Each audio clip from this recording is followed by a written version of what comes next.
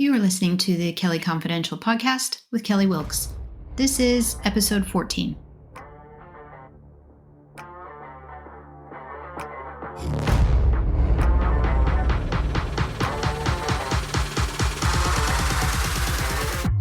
Welcome to the Kelly Confidential Show, where we talk negotiation essentials and those crucial conversations empowering extraordinary women.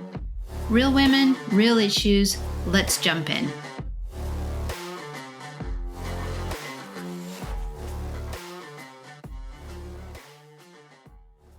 Well, hello, all you lovely people. It's been a while, right? Yes, it has. Bit of a gap between episodes, but I'm back and here for your listening enjoyment. No, I wasn't ill. I was really just buried with work and too many commitments and not enough time. And even though I started to dig out this past week, I found myself really low yesterday. There was just not enough juice in the tank, as they say. And the way my body tells me, okay, I'm done and I need a break, is by flicking the light switch on my energy button, which usually runs quite high, but also by leaving me in a funk where my mental health is also fatigued and it gets me down. And not necessarily because I have a reason to be down as much as my body and brain just need a break. So both start to go into a bit of forced stasis, which is, no bad thing sometimes. So this episode is a bit of a departure from my normal statistics-filled tutorials in favor of a more gentle, hustle-free zone, as I'd like to call it, dedicated instead to all of my exhausted, overworked, underpaid, overwhelmed sisters out there. You know who you are.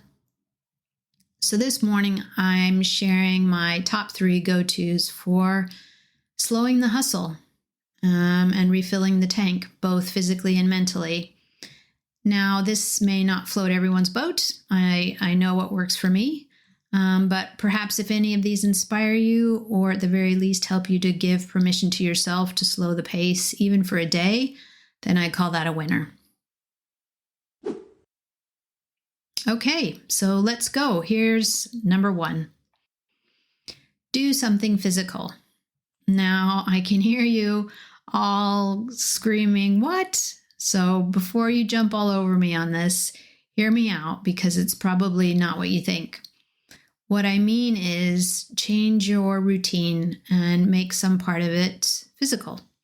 This is really important because any amount of movement, especially outdoors in the fresh air, will increase your blood circulation, your exposure to vitamin D, and potentially increase your serotonin levels. And all of these things are good for the mind and body. Now, many of you may not know that I have degenerative scoliosis and arthritis, so I wear a back brace every day to combat the chronic pain. That means that I'm not able to enjoy some of my old sports activities any longer, but I can go for a swim, which I most times really enjoy, and also walking my dog Annie most days, except for when it rains, brings me home in a much better state of mind. I usually get back from the walk feeling a lot better than when I started out. And my other option is doing a good clean out when I've got busy brain fatigue, which always helps to blow out the cobwebs. Why? Well, this works for me particularly because I can wear my brace while I'm cleaning, which means I'm killing 2 birds with 1 stone. And the physical activity allows my overly stimulated brain to concentrate on something requiring very low resource investment. And I feel satisfied and maybe a bit smug at the end of it because I have a clean house. So that's exactly what I did this morning. I felt too mentally tired for a swim, so I instead decided to blast the downstairs and vacuumed and mopped all the floors, cleaned windows and polished, which was great. I didn't think that was how my day was going to go, but that's what I ended up doing. And it actually really cleared my mind a lot. Now, okay, if we're talking laundry, that doesn't fit into this scheme, I'm afraid. Not for me. And I hate doing laundry and find it the most monotonous chore ever. So you will never see that on a recommendations list from me. Okay, on to number 2. Declutter your mind. Now, this might sound a bit cliche, but just stick with me. This type of clean out I find particularly gratifying because it helps me to feel ready to take on my next task. So, what do I do here? Well, firstly, I work from home on a permanent basis, and I'm fortunate in that I have a home office with everything I need. The downside, though, is that because it's a home office, I tend to spend a lot of time in there. And after a while, you stop seeing all the sticky notes, the papers, the binders, the coffee mugs, the mess, basically, because you're in the center of it, so you can't actually see the forest, as they say. Especially if you've come off of a few weeks of back-to-back deadlines like I did recently. And you know the saying, cluttered house, cluttered mind, and it's true. I know that I feel distracted if visually there's too much in my peripheral vision, especially in the throes of a hectic project deadline. It can add to the sense of overwhelm if you're being outnumbered by the papers and sticky notes. So come up with a system for how you can organize and store the papers, the sticky notes, etc., so you can access the meaning of, all of those notes that you've left for yourself and the important content without the visual burden. So, for example, this morning, after I sorted the downstairs cleaning, I hit my office and literally removed anything that wasn't a vital part of my desktop reach. So monitors, keyboard, mouse, notepad, note that was singular notepad, and pen, everything that was immediately within grabbing distance, I kept. And everything else, I just pulled it into a pile and set it in the living room to go through later tonight with a glass of wine, I should add. Organize the critical amongst that pile and chuck the rest. And that is the plan. And that's what I do probably every couple of months. And it is really satisfying. Then I take that practice and apply it to all my files in my downloads and desktop folder. So these are my electronic files on my computer. And I file what I need and I delete the rest. This may not be as much of a big deal for you, but a big part of my job is content creation. So I produce a high volume of content and images each week. And decluttering these overburdened folders just really helps. Again, it makes it easier to navigate, to find things, to do lookups and stuff like that. And it just makes it feel more in control, more in command. Again, this may not be everyone's cup of tea, but it's such a fast way to clear the mind and feel like you can see the runway in front of you. So try it. Even if you clear only one side of your desk, it makes a difference. And finally, number 3, I've saved the best and most important for last, which is probably not what you were expecting, but again, stay with me. This one, and hopefully you'll see why this is the most important. This one is to surround yourself with authentic and uplifting people who will get your back when you're scraping the bottom of the barrel. This could be a family member or a friend, but it's vital that you have someone like this in your life.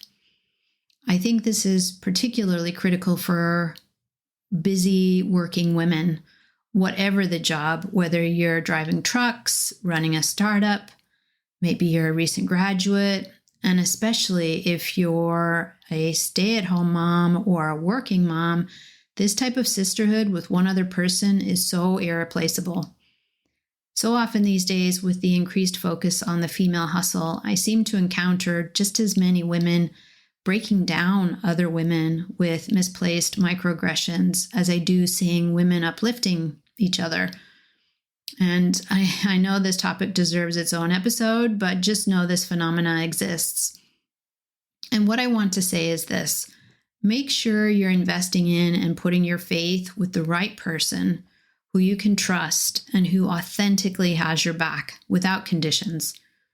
This is typically a close, if not best friend, possibly a sister, whose friendship and trust have been cultivated over time. I mean someone who will listen and give you honest, candid feedback without trying to ride your coattails, who isn't judging your success against their own, and who isn't subverting your hard work with subtle digs to diminish what you've achieved to make themselves feel better. You know what I mean and who I mean. There are sadly a lot of women out there who are unhappy with their lot, and in the face of a crisis, and also in the face of a celebration, these are the people that will offer the backhanded compliment. So my advice is to listen out for this and keep your standards high. Those standards where you give the same type of authentic friendship back to them. Anything less than that, I would say these folks are not the people you need in your life and not in your corner.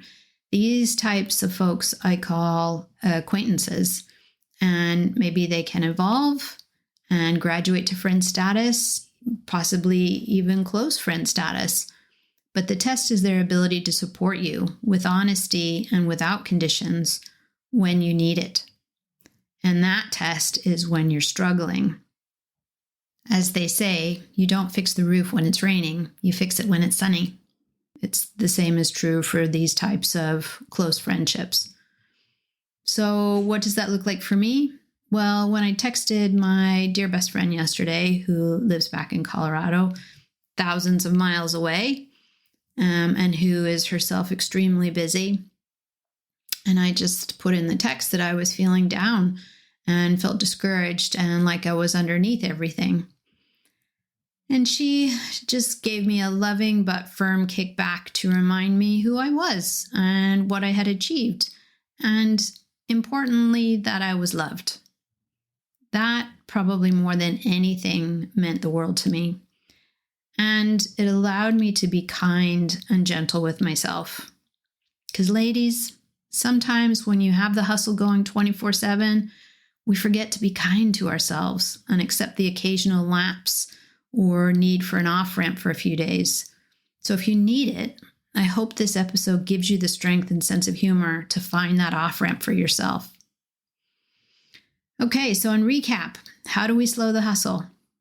Number 1, do something physical with an easy level of mental commitment. It could be vacuuming. Honestly, if it works for you, do it. Number 2, declutter your mind, starting with your desk, your immediate work environment, the place you spend the most amount of time. Start there, declutter, even if it's just a little bit. And number 3, make sure you've got someone close in your corner to talk to. It doesn't even need to be a long conversation, just somebody that you can reach out to and say, hey, I'm having a real you-know-what day. And it's important that you've got that person. It's a bit of a lifeline. And that's it. And if you have some additional tips that really work for you, please comment and share. I do really appreciate the feedback. And I don't know anyone who isn't challenged in some way right now, either through work or family commitments, financial commitments. And we just need to lift each other and keep it up. So thanks for listening, and see you for the next one really soon.